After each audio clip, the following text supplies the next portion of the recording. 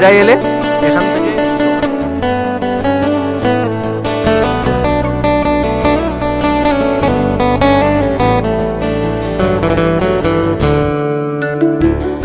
Hello everyone, সকলকে স্বাগত আবার আজকের নতুন ভিডিওতে। আজকে 9:40 বাজে এখন ঘড়িতে। সব কিছু রেডি করছিলাম, বেরিয়ে যাব খিরাইয়ের উদ্দেশ্যে। খিরাই বাড়ি থেকে খুব বেশি দূর না হলেও ট্রেন ধরে যাব আমরা খিরাইয়ের উদ্দেশ্যে। আজকে ঠান্ডা ছিল আগের দিনের মতো অনেকটাই। সোয়েটার পরেই বাড়ি থেকে বেরিয়ে পড়লাম আমি, সাকলিন, আর সঙ্গে ছিল আব্দুল রউফ।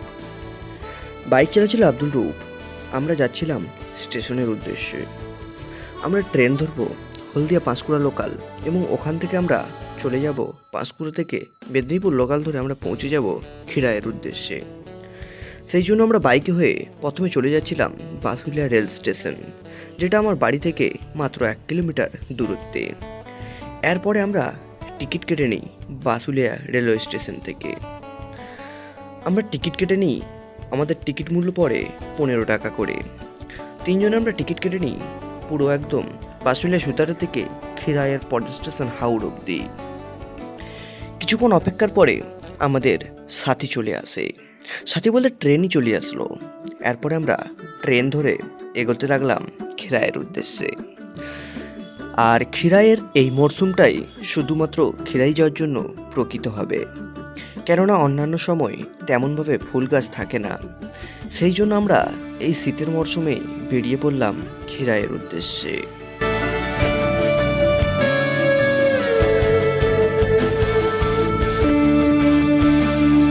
এরপর ট্রেনের মধ্যে নানা রকম মুখরোচক এবং কিছু খেতে খেতে আমরা এগোতে লাগলাম আমাদের গন্তব্যে। ধীরে ধীরে ট্রেন এসে পৌঁছালো সতীশ সামন্ত হল্ট রেল স্টেশনে।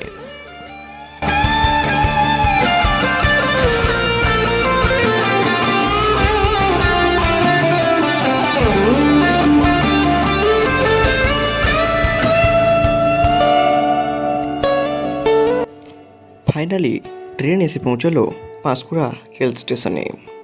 পাঁশকুড়া রেল স্টেশন 1 নম্বর প্ল্যাটফর্মে আমাদের ট্রেনটি চলে আসলো। তখন ঘড়ির কাঁটা প্রায় 12টার কাছাকাছি। আমাদের ট্রেন, এরপরে আমরা আবার ট্রেন ধরতে হবে মেদিনীপুর লোকাল। প্ল্যাটফর্ম নম্বর 4 নম্বরে দাঁড়িয়েছিল হাওড়াগামী লোকাল, যেটা ছাড়ছিল পাঁশকুড়া থেকে, কিন্তু আমাদের গন্তব্য মেদিনীপুরের লাইনে। সেই জন্য আমরা ট্রেন থেকে নেমে মেদিনীপুর লোকাল ধরে আমরা এগিয়ে যাব পরের স্টেশন খিরাইয়ের উদ্দেশ্যে। পাঁশকুড়ার পরের স্টেশনে খিরাই। যাই হোক, স্টেশনে নেমে আমরা প্রথম পাঁশকুড়ার বিখ্যাত চপ ট্রাই করে খেয়ে দেখলাম। যাই হোক, নামে পাঁশকুড়ার চপ হলেও খেতে মোটেও পাঁশকুড়ার চপ ছিল না। চপটা অনেকটাই বাসি টাইপের ছিল, বাট চপের যে লেয়ারটা ছিল ওটা অনেকটাই মোটা। বাট যেহেতু একটা পপুলার জিনিস, সেহেতু ট্রাই করে দেখা যেতেই পারে। সেই জন্য ট্রাই করে দেখে নিলাম পাঁশকুড়ার চপ। বাড়ি থেকে বেরোনোর সময় তাড়াহুড়ার কারণে সেরকম কিছু খেয়ে আসা হয়নি। যাই হোক, পাঁশকুড়া চপ খেয়ে যে মনটা জড়ানোর চেষ্টায় ছিলাম, বাট সেটাও হলো না। এরপর ঝুড়ি মিক্সচার খাওয়ার জন্য আমরা নিয়ে যাচ্ছিলাম ঝুড়ি মিক্সচার। দাম নিচ্ছিল 15 টাকা। আগে যখন যাত্রা করতাম তখন দাম ছিল 10 টাকা, দাম বেড়ে দাঁড়িয়েছে 15 টাকা। তবে 15 টাকা দামটা একটু বেশিই হয়ে যাচ্ছে। এরপরে 2 নম্বর প্ল্যাটফর্মে দেখা মিলল মিদনাপুর লোকালের। তখন ঘড়িতে টাইম 11:54। ট্রেনে ভিড়ও ছিল সেই রকম, কেননা এই মরশুমে খিরাই যাওয়ার মানুষ প্রচণ্ড যায়।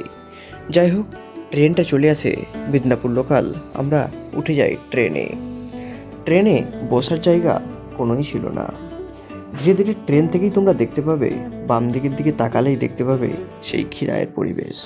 আজকে তেমন পরিমাণে কোনো রোদও ওঠে না, জাস্ট একটা মেঘাচ্ছন্ন পরিবেশ। যাই হোক, ফাইনালি খিরাই স্টেশনে আমাদের ট্রেন এসে দাঁড়ায়। স্টেশনেও ছিল সেরকম ভিড়, কেউ আসছে খিরাই, কেউ যাচ্ছে বাড়ি। এইভাবে হচ্ছে ফুলের নানা রকমারি। যাই হোক, স্টেশনে আমাদের ট্রেন এসে দাঁড়িয়ে যায়। আমাদের গন্তব্য এবার হেঁটে হেঁটে খিরাইয়ের উদ্দেশ্যে। যাই হোক, একটা চড়াই উতরাই পথ ও ঢালের নিচের দিকে নেমে যাচ্ছে রাস্তা। ওখানে গেলে তোমরা পেয়ে যাবে, ওখানে মারুতি টোটো 20 টাকা করে নেয় বাট আমি রেফার করব হেঁটে পৌঁছে যাওয়ার। সেরকম বেশি দূরত্বও নয়, সেই জন্য আমরা বেছে নিলাম আমাদের হেঁটে যাওয়ারই পথ। হেঁটে যাওয়ার মধ্যে একটা আলাদা রকম আনন্দ আছে, কেননা এখানে যারাই আসে তাদের মধ্যে 90% মানুষই হাঁটাটাকেই রেফার করে। আমরা তিনজন হাঁটতে লাগলাম। আর এখান থেকে যেহেতু ঘড়ির কাঁটা বেজে দাঁড়িয়েছে 12টা 15, সেই জন্য আমরা ভাবছি এখন তো কিছু খেতেই হবে, কেননা আমাদেরকে দুপুরের ট্রেন ধরে আবার বাড়ি ফিরতে হবে। চলতে চলতেই আমরা অর্ডার করার সিদ্ধান্ত নিলাম বিরিয়ানি, যেটা খাবো আমরা জোম্যাটো থেকে। যাই হোক, হাঁটতে হাঁটতে এখানে কিছু ধোলা মাখার সঙ্গে সঙ্গে আমরা হেঁটে এগিয়ে চললাম আমাদের পথে। যাই হোক, পথে হাঁটতে হাঁটতেই আমরা অর্ডার করে দিলাম জোম্যাটো থেকে 3 জনের 3টা বিরিয়ানি অর্ডার করেছিলাম পাঁশকুড়া মারহাবা রেস্টুরেন্টে। যাই হোক, গল্প করতে করতে পৌঁছেই গেলাম খিরায়ের। ওই যে উপরের রোড, ওটাই হচ্ছে ওর ওপাশেই রয়েছে খিরাই। এরপরে আমরা ফার্স্টে খেয়ে নেব, তারপরে খিরাই ঘুরবো, এরকম একটা সিদ্ধান্ত মনের মধ্যে পঞ্জীভূত করে নিলাম। যাই হোক, পাশ থেকে ট্রেন যাচ্ছিল আর আমাদের গন্তব্য এগিয়ে চলছে। খিরাইয়ে আমরা এন্ট্রি গেট থেকে না প্রবেশ করলাম এক্সিট গেট থেকে। আমরা এগিয়ে চললাম শয়চালকের ওই রাস্তা বরাবর।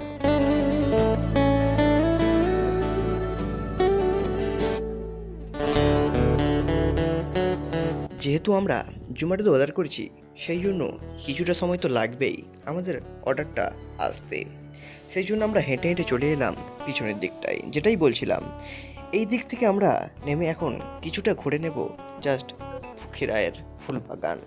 তারপরে খাওয়া দাওয়ার পরে বেশিরভাগ সিংহভাগ ঘোরার সিদ্ধান্তটাই নিয়েছি। যাই হোক, আব্দুল আর পিছনে শাকলিন ওরাও হেঁটে হেঁটে আসছিল, আর আমিও এগিয়ে চলছিলাম সামনের দিকে। যাই হোক, এদিকটা একটু ভিড় কম হয়, সামনের দিকে প্রবেশ করাটাই অনেকটাই ব্যাপার। সেই জন্য যাই হোক, এপাশ থেকেই আমরা এগিয়ে চলছিলাম খিরায়ের দিকে। ব্যাকগ্রাউন্ডে ওখানে একটা অনুষ্ঠান চলছিল, এত পরিমাণে চেঁচামেচি হচ্ছিল যে মাইক্রোফোনের আওয়াজটাকে মিউট করে বাড়িতে এসে সাউন্ড। খুব অসাধারণ। আল্লাহ পাক যদি এখানে এত খুশবু দিয়েছে, জান্নাতে কি খুশবু রাখবে তাহলে। মানে এখনো এন্ট্রি করিনি, জাস্ট এই যে দেখতে পাচ্ছি এখানে এসেই মনোমুগ্ধ হয়ে গেছি আমরা সকলে। কারণ এতটুকু মাত্র এসে যে আলাদা রকম মজা লাগছে, যেটার জন্য এত দূর ক্লান্তি ধরে আসা, সত্যি সেটা কেটে যাচ্ছে। কারণ সামান্য এতটুকু এখানে এসেই এই চারিদিকে দেখছো, এগুলো কি ফুল বলতে পারবো না, এগুলো মোড়ক ফুল বলে। আচ্ছা, এগুলোকে মোড়ক ফুল বলে। সাকলিন বললে অ্যাকর্ডিং টু উইকিপিডিয়া, আমি জানি না। যাই হোক, মোড়ক ফুল বলছে। তুমি কি ফুল বিশারদ? যাই হোক, এগিয়ে যাওয়া যাক।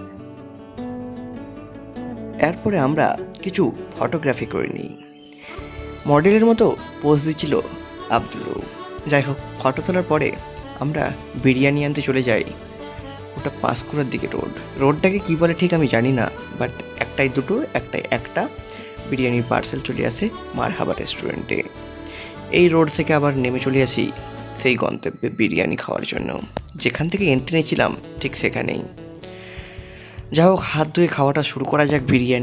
বিরিয়ানির প্রতি ভালোবাসা সেই বরাবরই রয়েছে, এখনও অবধি আছে। যাই হোক, বিরিয়ানিটা দেখছিলাম জোম্যাটো থেকে। বিরিয়ানির কোয়ান্টিটিটা অনেকটা ছিল, স্যালাডও ঠিক সেরকমটাই অনেকটাই ছিল।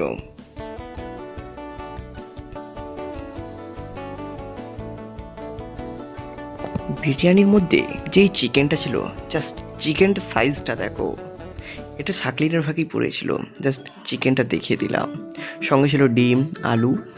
ওর খেতে অসুবিধা হচ্ছিল বলে ও ঢেলে নিল মারহাবার রেস্টুরেন্টের পেপারের মধ্যেই।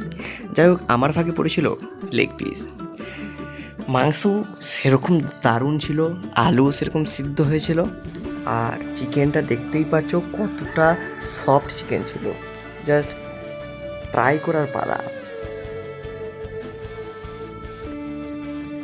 তারপরে বিরিয়ানি খাওয়ার পরে সেরকমভাবে আর ঘোরার ইচ্ছা ছিল না, আর ঘুরেও তোমাদের ঠিক দেখাতে পারলাম না ঠিক। আর এখানে দেখানোর মতো সেরকম কিছু নেই। নিজেকে এসে যে উপলব্ধি করার মজা, ফুলের দেশে ফুলের উপত্যকায় ঘোরার যে মজা, সেটা বলেও বোঝানো যাবে না।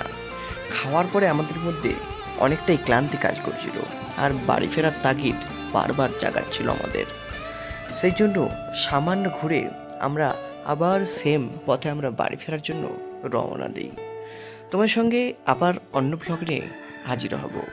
আজকের ব্লগের ডাইরেকশান সব কিছু সমস্ত কিছু ডেসক্রিপশান বক্সে দিয়ে দিচ্ছি। ব্লগের মধ্যে কিছু ভুল ত্রুটি হয়ে থাকলে ক্ষমা করো। ভালো থেকো, ঘুরতে থেকো, ট্রাভেল অ্যান্ড ফুডকে সাবস্ক্রাইব করে নিও।